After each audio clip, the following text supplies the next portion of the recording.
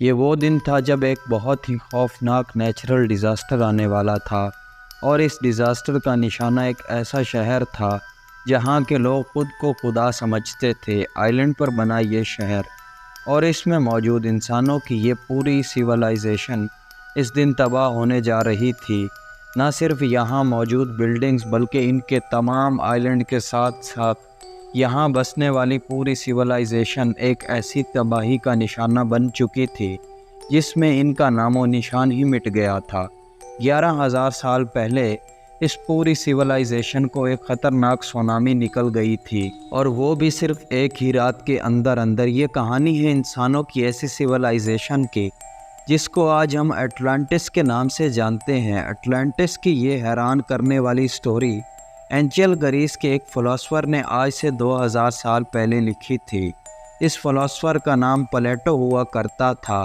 Plato نے Atlantis کے بارے میں لکھا تھا کہ یہاں کے لوگ خود کو خدا مانا کرتے تھے، ان کے پاس ایکسٹرا آرڈینری پاور ہوا کرتی تھی، اور یہ لوگ جن آئی لینڈ پر رہتے تھے وہاں سونا اور چاندی بھاری مقدار میں پایا جاتا تھا۔ پلیٹو نے اپنی بک میں یہ بھی لکھا تھا کہ اٹلانٹس کے لوگ کافی عیاش پسند بھی تھے اور اپنی پاور کا غلط استعمال بھی کرتے تھے۔ 2000 سال پہلے لکھی گئی اٹلانٹس کی یہ کہانی آج ایک ہسٹوریکل مسٹری بن چکی ہے، کیونکہ ہسٹری میں کئی ایسے شہر ہوا کرتے تھے جو آج سمندر کے اندر ڈوبے ہوئے ہیں۔ اسی وجہ سے کئی لوگوں کو اٹلانٹس کے سمندر میں ڈوبنے پر پورا یقین ہے۔ لیکن سوال یہ ہے کہ اتنا بڑا شہر اور پوری سیولائزیشن اگر پانی کے اندر راتوں رات ڈوبی تو آخر کہاں گئی؟ دنیا میں وہ کون سی لوکیشن تھی جہاں اٹلانٹس کے لوگ بسا کرتے تھے؟ اور پیرامڈس آف ایجپٹ کے بننے سے بھی 6500 سال پہلے بسنے والی ان انسانوں کے پاس آخر ایسا کیا تھا جس کو آج تک یاد کیا جا رہا ہے؟ یہی وہ سوالات ہیں جن کا جواب تلاش کرنے کے لیے سائنٹسٹ، آرکیولوجسٹ اور ریسرچرز پچھلی کئی صدیوں سے کوشش کر رہے ہیں۔ لیکن اس بار سائنس نے سمندر کے اندر جو ثبوت تلاش کیے ہیں اس کو دیکھ کر یہ کہنا غلط نہیں ہوگا، شاید 11,000 سالوں کے بعد ہم نے اٹلانٹس کے ڈوبے ہوئے شہر کو تلاش کرنے کی بہت قریب پہنچ چکے ہیں۔ سمندر کے اندر ڈوبی ہوئی مسٹیریس سٹیز کی طرف ہر کوئی نہ چاہتے ہوئے بھی اٹریکٹ ہوتا ہے، اور خاص طور پر وہ سٹیز جن کے بارے میں کوئی خاص انفارمیشن بھی نہیں ہوتی۔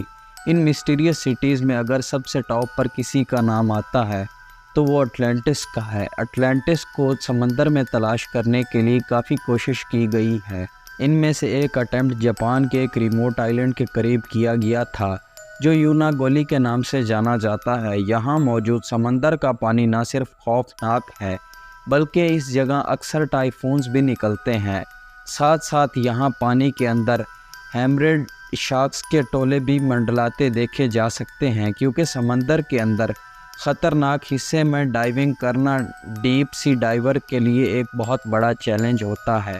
اسی وجہ سے کافی عرصے تک یہ جگہ ایکسپرٹ کی نظروں سے چھپی ہوئی تھی۔ آراٹاکی وہ ڈائیور تھا جس نے اپنی جان کی پرواہ کیے بغیر یونا گولی میں ڈائیو کیا تھا۔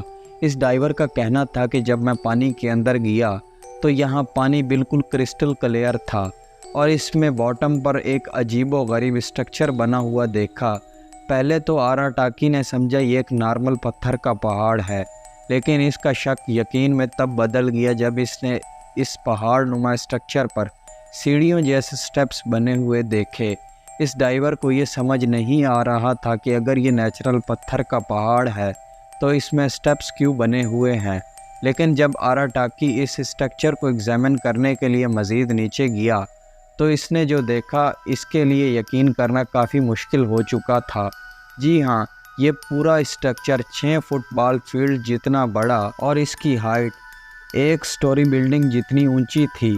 اس عجیب و غریب اسٹرکچر کے باٹم سے لے کر ٹاپ تک اسٹیرس بنی ہوئی تھی، اور اس اسٹرکچر کے ہر سائڈ پر حیرت انگیز طور پر ریگولر پیٹرن میں بنی ہوئی تھی۔ جب ایکسپرٹس کو اس اسٹرکچر کے بارے میں معلوم پڑا تو ان کا ماننا تھا کہ صرف ڈائیونگ کے ذریعے ہم اس اسٹرکچر کے بارے میں مزید جانکاری نہیں حاصل کر سکتے، لہٰذا اس وقت ٹیکنالوجی کا استعمال کرنا بہت ہی ضروری تھا۔ ماڈرن سونار ٹیکنالوجی آئی لینڈ کے اس پاس سمندر کو سکین کیا جائے۔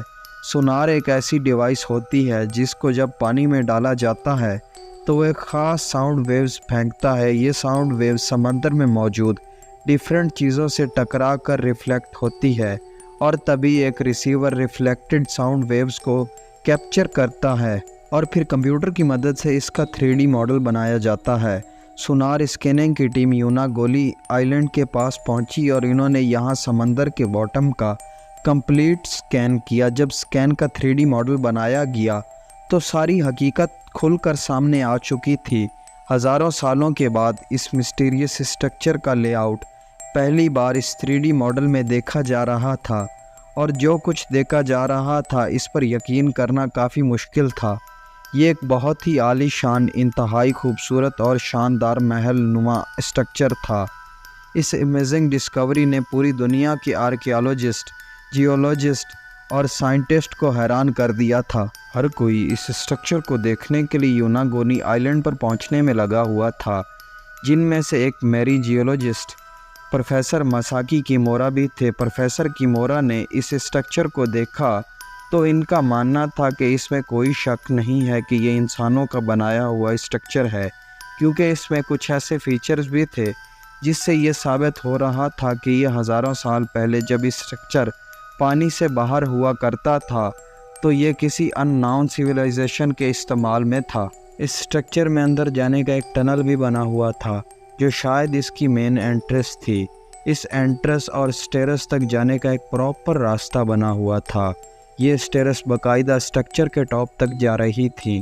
اس کے ٹاپ پر بالکل فلیٹ ٹیرس بنے ہوئے تھے۔ ان میں سے سب سے ٹاپ والے ٹیرس پر ایک ایسی چیز بھی تھی جس کو دیکھ کر یہ اندازہ ہوتا ہے یہاں رہنے والے لوگ ہزاروں سال پہلے بھی کافی ماڈرن سوچ رکھتے تھے۔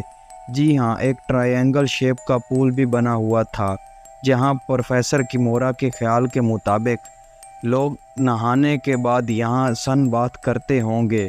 یہ ٹیرس اتنے بڑے تھے کہ یہاں ہزاروں لوگ ایک ہی وقت میں کھڑے ہو سکتے تھے۔ یونا گانی آئلینڈ کے پاس سمندر میں پڑا یہ اسٹرکچر، جس میں انٹرس بھی تھی، باتھ وے بھی اور اسٹیرس بھی بنی ہوئی تھی، اور ٹیرس کے ساتھ ساتھ ایک پول بھی بنا ہوا تھا۔ یہ ساری چیزیں پروفیسر کیمورا کو یہی اشارہ دے رہی تھی کہ اسٹرکچر کسی دور میں یہاں رہنے والی سیولائزیشن کا کسل ہوا کرتا تھا۔ لیکن اپنی اس تھیوری کو پروف کرنے کے لیے کچھ ثبوت بھی چاہیے تھے جس سے یہ ثابت ہو کہ واقعی یہاں انسان کسی دور میں بستے تھے۔ اس کے لیے ایک بار پھر اس انڈر واٹر اسٹرکچر کا معائنہ کیا گیا اور کچھ سیمپلز بھی کلیکٹ کیے گئے۔ ان سیمپل سے زیادہ تو کچھ معلوم نہیں پڑا، لیکن ایک چیز ایسی بھی تھی جو واقعی عجیب تھی۔ یہاں سے ملنے والی ایک پتھر پر ایک کراس نما سمبل تراشا ہوا تھا، اور اس پتھر پر 2 سوراخ بھی بنے ہوئے تھے۔ پروفیسر کیمورا کا ماننا ہے کہ شاید لوگ اس کو انگلیوں میں پکڑتے ہوں گے، اور شاید اس کا اس دور میں کوئی خاص مقصد ہوگا۔ دیکھنے میں تو ایسا معلوم ہوتا ہے یہ اسٹرکچر سٹون بلاک سے بنا ہوا ہے، لیکن فورینسک ڈیٹیل کے مطابق یہ چھوٹے چھوٹے سٹون بلاک سے نہیں بلکہ ایک ہی بہت بڑا پتھر ہے۔ یعنی اس ایک بڑے پتھر کو تراش کر اس کا یہ کسل جیسا ڈیزائن بنایا گیا ہے۔ یہاں سے ملنے والے آرٹیفیکٹس کی کاربن ڈیٹنگ سے معلوم پڑا ہے کہ یہ نمونے 8 سے 10 ہزار سال پرانے ہیں، یعنی 10,000 سال پہلے یہ جگہ پانی سے باہر ہوتی تھی، اور یہاں انسانوں کی ایسی سیولائزیشن بستی تھی جس کا آج نام و نشان تک بھی نہیں ہے۔ لیکن کیا یہ اسٹرکچر پلیٹو کا بتایا ہوا 11,000 سال پرانا اٹلانٹس ہے یا کچھ اور؟ ابھی تک ریسرچرز اس مسٹری کو سالو کرنے میں لگے ہوئے ہیں۔ اگر آپ کو ہماری ویڈیو پسند آئی ہو تو ہمارے چینل کو سبسکرائب کرنا اور ویڈیو کو لائک کرنا مت بھولیے۔ اللہ حافظ۔